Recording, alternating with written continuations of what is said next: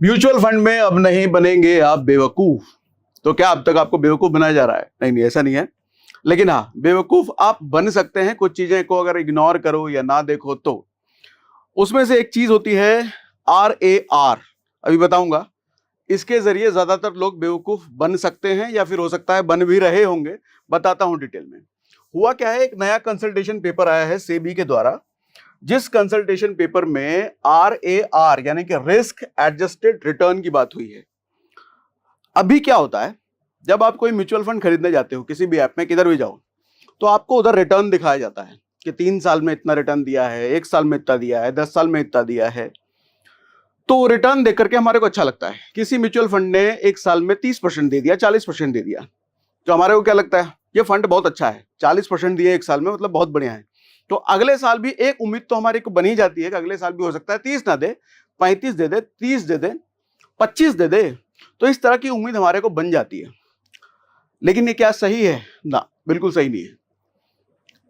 तो एक तरीके से ये समझा जाए कि ये जो फंड हाउस है, ये जो म्यूचुअल फंड वाली कंपनी है, ये जानबूझ करके ही इसको आपको दिखा रही है ताकि आप इसको देख करके अपने डिसीजन लो और हमारे फंड में घुस जाओ, भैया अपना पैसा हमको दे दो, तुम, हम मैनेज करेंगे तुम्हारा पैसा।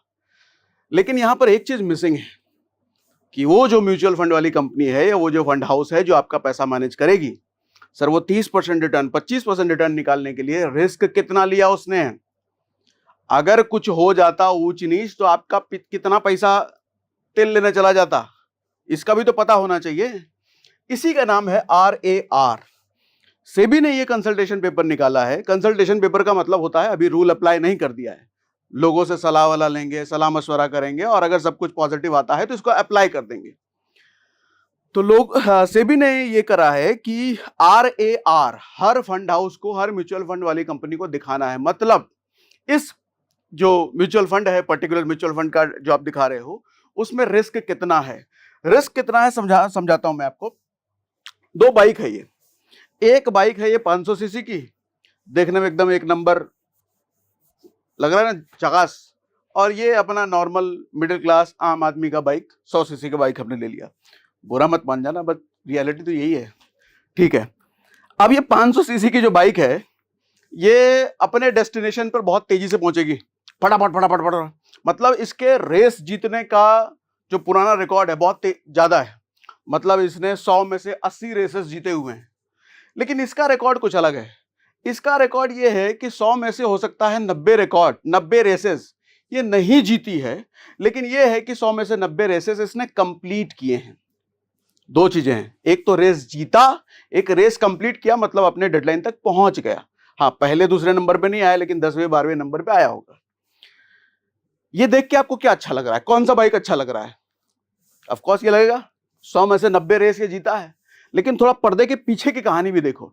अगर ये 100 में से 90 रेस जीता है तो सर ये भी तो चांसेस है ये 500 सीसी की बाइक, कितना रिस्क है इसमें? रिस्क किसमें ज्यादा है, इसमें? इसमें ऑफ कोर्स इसमें, क्योंकि ये रेस अगर जीत रहा है तो ये बर्बाद होने के, एक्सीडेंट होने के चांसेस भी तो इसी के ज्यादा हैं। और आपका दाव अगर इस पर लगा है, ठीक है, रेस जीतने के चांसेस इसके हैं, लेकिन बर्बाद होने के ज्यादा किसके चांसेस हैं? इसके या इसके? इसी के हैं। तो बर्बाद होने के चांसेस भी यही हैं। तो सेबी यही कहती है कि भैया बर्बाद होने के कितने चांसेस हैं ये भी लिखो तुम। ये तो तुम लिखते ही नहीं हो। कितना रेस जीतना है और कितना रेस जीत चुकी है तो बता दिया, बर्बाद कितना परसेंटेज वो भी बताओ। तो है क्या, अभी करंट रूल में क्या चल रहा है, अभी हर फंड हाउस के अलग अलग अपने सेट ऑफ पैरामीटर्स हैं। किसी कुछ पैरामीटर लेकर के आपको वो दिखा देते हैं RAR, और आम आदमी को समझ में भी नहीं आता है, और जिसकी वजह से वो ज्यादा अच्छा दिखाते हैं अपना डेटा। अब सेबी क्या करेगी, एक यूनिफॉर्म कहने का मतलब सबके लिए बराबर, IR के बेस पे, इंफॉर्मेशन रेशियो के बेस पे हर फंड हाउस को ये इंस्ट्रक्शन होगा कि भैया यही पैरामीटर हैं, तुम इसी के बेस पे अपना RAR दिखाओगे। तो इससे सबके लिए सेम हो जाएगा। अभी सारे फंड हाउसेस ने अपने अपने मोनोपोली के हिसाब से, अपने अपने मनमर्जी के हिसाब से कुछ दिखा रखा है।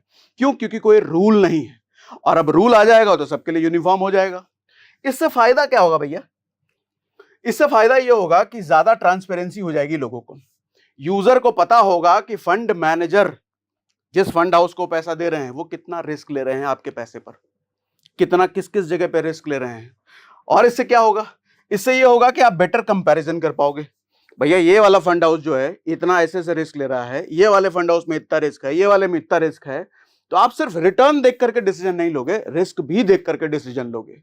बाइक हमें 100 सीसी वाली लेनी है या 500 सीसी वाली बाइक, सिर्फ ये देख के नहीं लेंगे कि 500 सीसी वाली बाइक ज्यादा रेस जीतेगी, ये भी देखेंगे कि रिस्क भी यही ज्यादा है।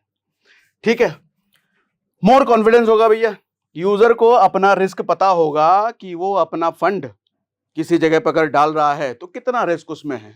अभी ज्यादातर लोग, बहुत सारे ऐसे कमेंट्स आते हैं आप लोग के ही, सर हमने वहाँ पैसा डाला था, हमारा तो नेगेटिव में चल रहा है, हमारा तो रिटर्न ही नहीं आया, हमको ये फीस देना था, बिटिया की शादी करनी थी। तो ये लफड़ेबाजी नहीं होगी, आपको पहले से पता होगा रिस्क कितना है।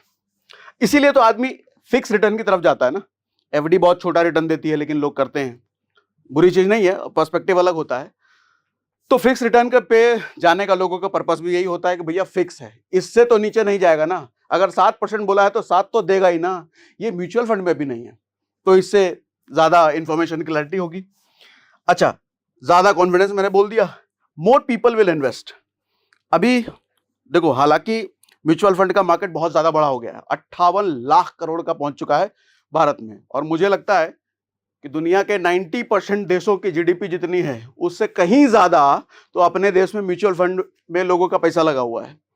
तो हालांकि अभी म्यूचुअल फंड इंडस्ट्री बहुत ज्यादा ग्रो हो रही है, बहुत तेजी से ग्रो हो रही है, लेकिन फिर भी भारत की जो आबादी है 150 करोड़ की, उसमें से सिर्फ एक्टिव इन्वेस्टर जो हैं वो लगभग 4 करोड़ के आसपास हैं, लगभग, शायद अगर मैं गलत नहीं हूं तो कहां 150 करोड़, कहां 4 करोड़, फिर भी ये नंबर बहुत कम है। इसका मतलब है कि अभी एक बड़ी जनसंख्या है जिनको अभी भी भरोसा नहीं है, जो अभी भी डरते हैं इधर आने से।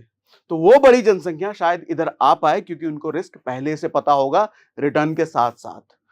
तो शायद 19 जुलाई के आसपास का टाइम दिया है सेबी ने, कंसल्टेशन पेपर रिलीज किया है। तो मुझे तो ये चीज अच्छी लग रही है। अब आपको भी अच्छी लग रही है तो मुझे कमेंट बॉक्स में लिख के बताइए, क्या पता आप क्या कोई कमेंट सेबी तक पहुंच जाए और ये कंसल्टेशन पेपर लागू हो ही जाए, ये रूल लागू हो ही जाए।